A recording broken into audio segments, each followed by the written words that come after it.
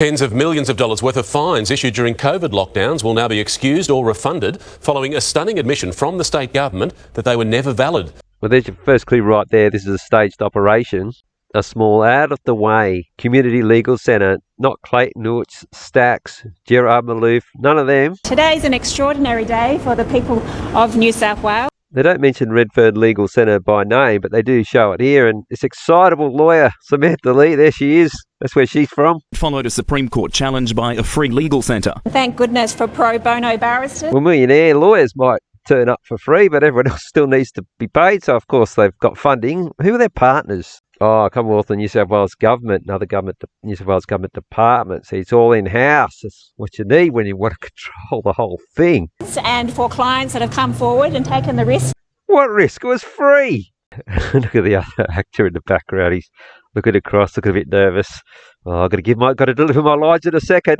Don't fuck it up. One of those clients, Rowan Pank. Me and my girlfriend were sitting in Sydney Park. A group of police officers came over and fined her. As the name suggests, it's not far from the Sydney CBD at Alexandria there. Quite a well-to-do suburb these days now. All the factories have gone, or most of them. And Rowan, he's quite a well-presented young man. He's got a girlfriend, lives in quite a well-to-do suburb. Is he the kind of profile that would qualify for free legal aid? Because if you can afford the rents or the mortgage, I mean, unless, of course, he's down and out, I mean, looks might be deceiving. His girlfriend might be in a crisis accommodation too, and he's done all his hair up and got his denim jacket on and wandered down to Sydney Park. I am withdrawing all the fines that are related to those particular offences. Revenue New South Wales says the remaining 29,000 COVID fines outside of those that have been withdrawn will still need to be paid. Well, I've read that elsewhere as well, but really, do they have to? I mean, people haven't paid it by now. I mean, are they ever going to pay them? But lawyers argue every single infringement could yet be ruled invalid. That decision will be decided in a judgment next year. Well, would you pay it or would you wait for the judgment next year? Because then you don't have to go through the hassle of trying to get it refunded. Well, next year, well, that's less than a month away. I mean, wonder which way that case is going to go. I'm sure the government's going to fight refunding people their money. All those fines are invalid and should never have been issued. Look at Rowan at the start. He's looking at someone in the know, you know, one of the producers. He's trying not to laugh. They say, compose yourself. You've got some lines to read out. Maybe she's his girlfriend. Maybe they bit their head out. That's what they said.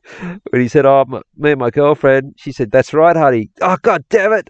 Well, that'd explain how he got legal aid anyway. So, of course, with this operation, they had to run it for quite some time. And in the build-up, this was 4 months ago, the Sydney Morning Herald ran a story with a beautiful photo. I mean, he's just gone along to the Redfern Legal Centre by the looks of it to meet with Samantha. And they've decided to pose on the stairs. Look, she's got her arm there. He's sitting down. I mean, they weren't just walking down the stairs, so they got snapped. He does look very stylishly dressed here, though. You would have thought if he was down and out, he wouldn't, you know, have those boots and the cool-looking black jacket. And look at her there with the leather jacket on. So I'm picturing, like, obviously he wasn't hand-picked for this. He's just off his own back. Wandered into Redfern Legal Centre, maybe. You know, they said, all right, okay, come here, Rowan. You just want to sit on the step. We're going to get Samantha to sit behind you. So handing back all the fines as planned, and as I've mentioned before, is to allow the certain health officials, the Parliament and the police to flee the scene of the crime. Now, they could have just handed back the fines and done it sheepishly without the media reporting on it. They know how not to report on things. They're not reporting on Brazil at the moment. So why the big announcements in the media and all these politicians coming out and make statements? We're handing it all back at big scenes like this outside of court. So why is it now? Only after most of the people have been jabbed with something they didn't want. You can see the timing of it. Because you've got to ask the question, where were these guys for 2 years, all throughout 2020 and 2021 when all this was going on? New South Wales in a state of COVID lockdown.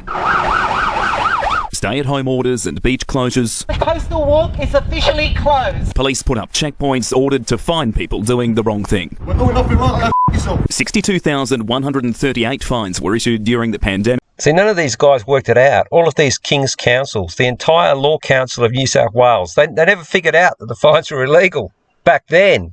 Because, like doctors, they're licensed and registered by the government. They were told that if they wanted to keep their lucrative wages and their careers on track, they just better shut up. And that's what they did all throughout this period. So I suspect they're putting on a big show alongside handing everything back to flee the scene of the crime, is that people might justifiably have maybe lost confidence, lost trust in the judicial system, in lawyers, in courts. And look at these honourable men and women. They're there to serve the people of New South Wales to the best of their ability, just like in all the other states. I mean, sure, it took them 2.5 years and most of them didn't step forward. They just had some government paid for.